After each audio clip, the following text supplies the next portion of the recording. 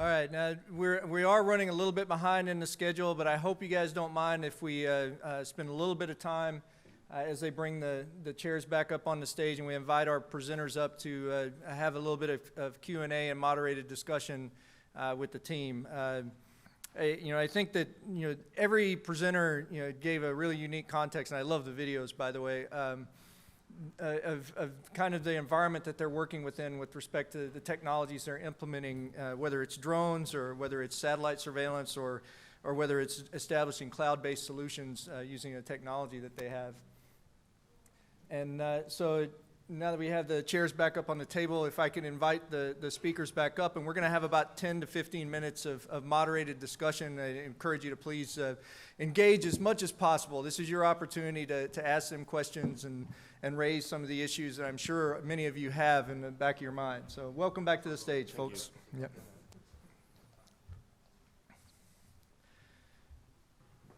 Now, like the last session, I may open because I have my own burning question, and I know that we have a couple of representatives here that are already working with Starlink, but how are the new opportunities with Starlink and the potential Amazon satellite array impacting your operations and the future that you're thinking about with respect to your respective companies?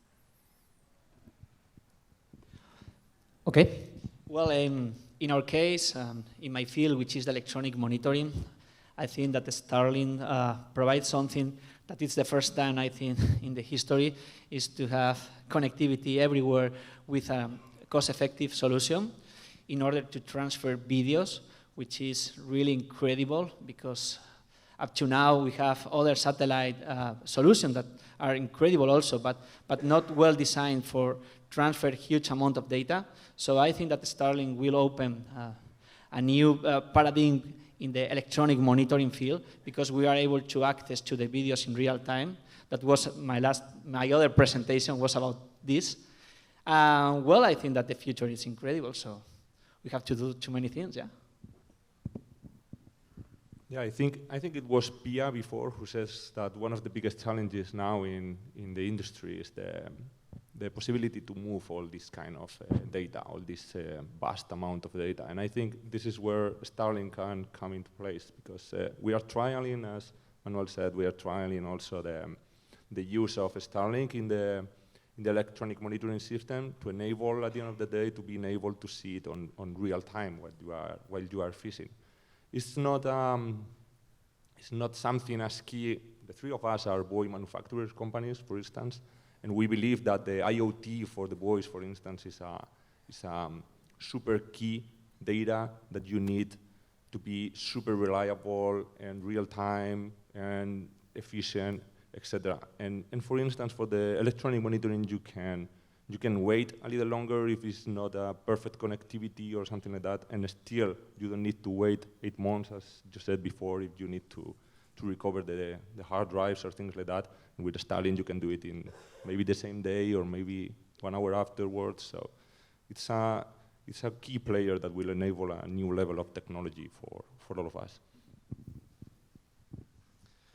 Well, I don't have much to say after my colleagues spoken about the data transmission. I just want to say that regarding the drone, we are looking forward to try to share this telemetry from a vessel in the middle of the ocean to our offices in order to try to help operate the system in case they need some assistance.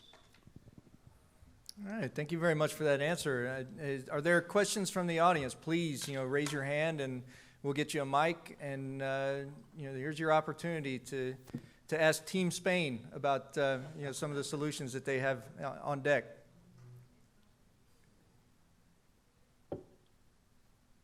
Well, I'm sure there's got to be some questions out there. Don't make me start calling on people.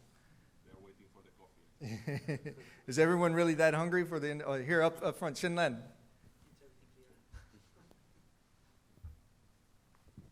Thank you for the speeches. I'm really interested in understanding how you collaborate with the government, for example, for enforcement. So if their database and yours are plugged in and enabling verification purposes.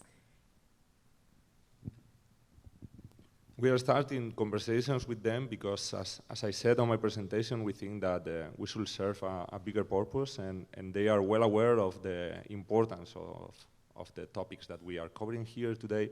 And then they have their own institutions and scientific bodies, and they are asking us for information. They also have their own programs.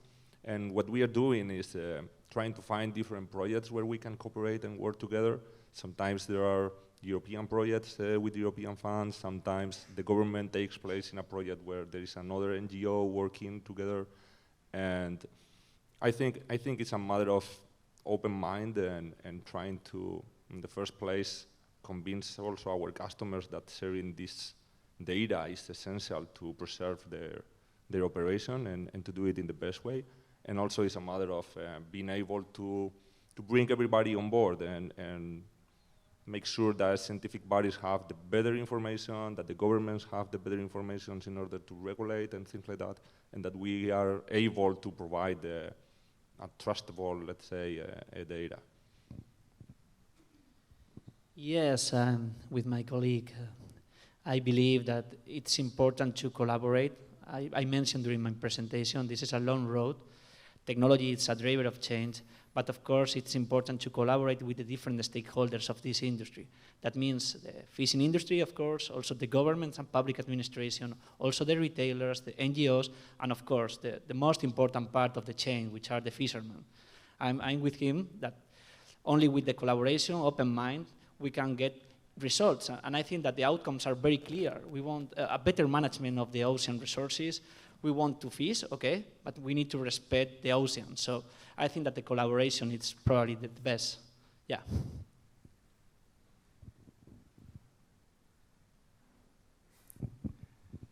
I see a question in the back over here.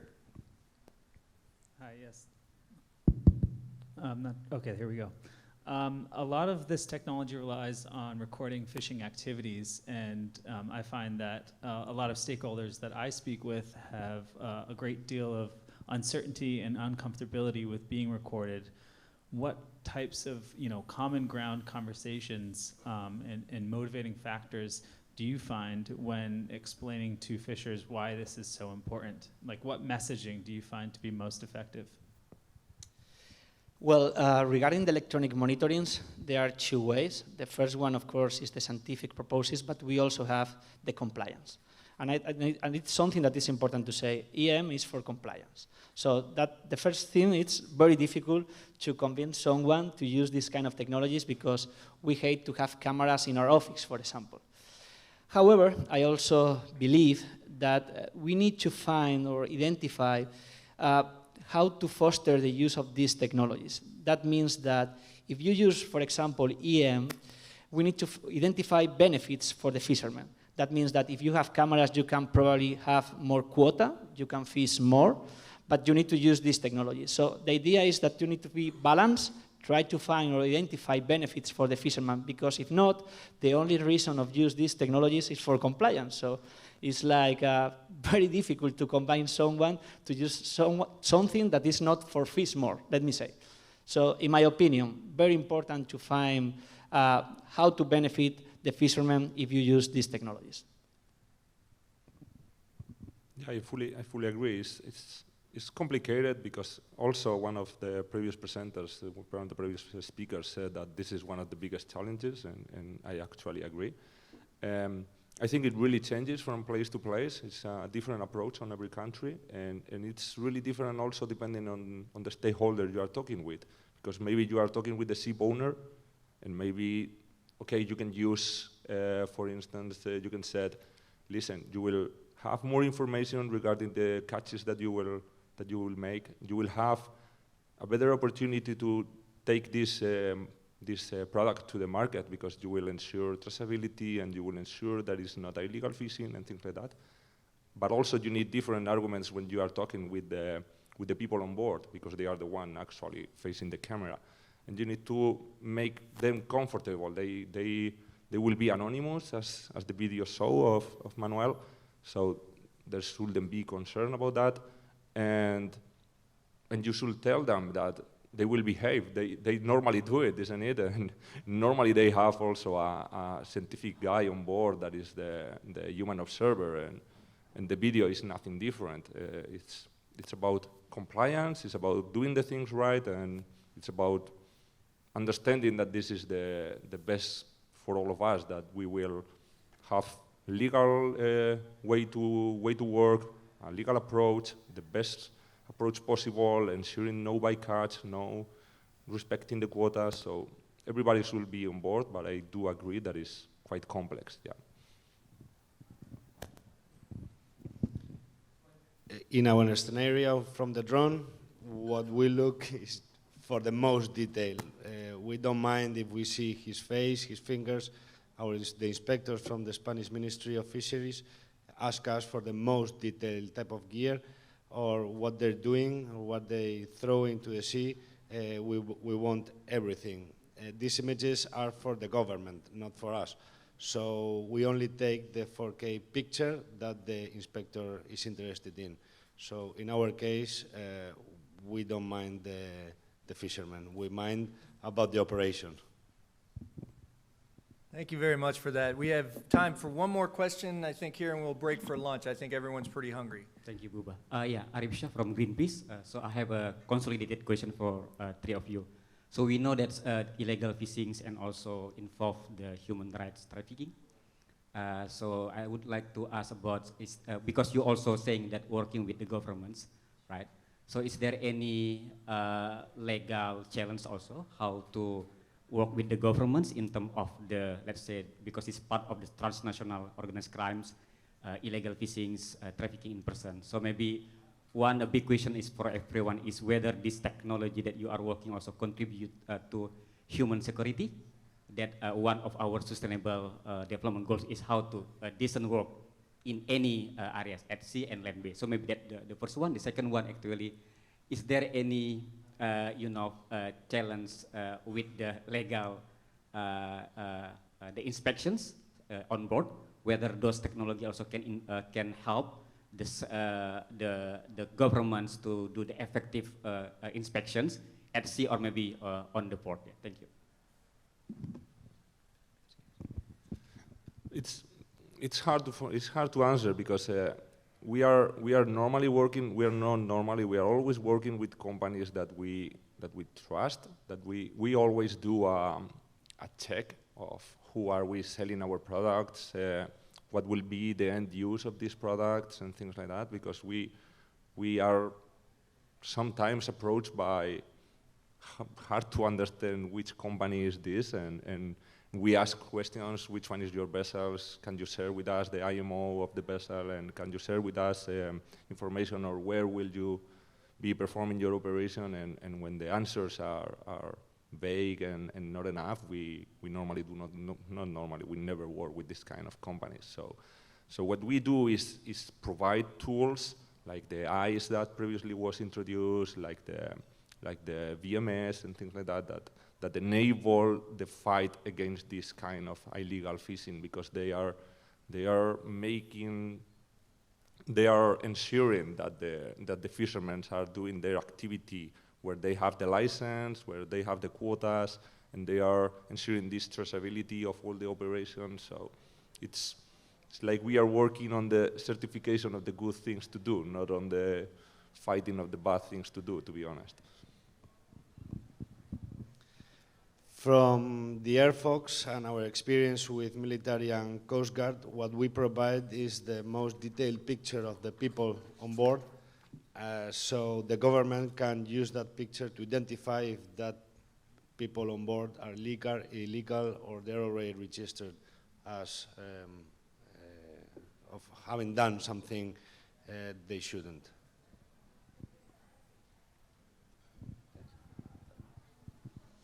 Well, we have different customers with the electronic monitoring. Some customers are the fishing industry, as my colleague mentioned, are good companies making good things. But we also have some projects with governments.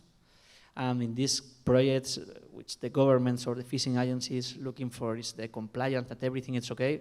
So at the end, we are technology providers. We provide the tools to record the things, to have the information, and then how to use or how to manage the information it's the responsibility of the government. So if you need this data to use in order to check, I don't know, illegal fishing or something like that, you have the data. But in our case, when we work with the industry, we work with the best industry, of course, and also with the government. So. Well, thank you very much. I think that's probably all the time that we have, and I know that everyone wants to get out and enjoy the wonderful lunch. I'd like to have everyone give a big round of applause to our presenters. Thank you very much. Please take the opportunity to talk with folks out during the lunchtime period, and certainly visit the exhibition booths while you have an opportunity. And we look forward to seeing you back for the next session, which starts at 12, I'm sorry, it runs until, or starts at 2:15, I'm sorry. So we'll see everyone back in one of the rooms at 2:15 for the next sessions. Thank you so much, and enjoy Bali and enjoy the lunch, and we'll see you at 2:15.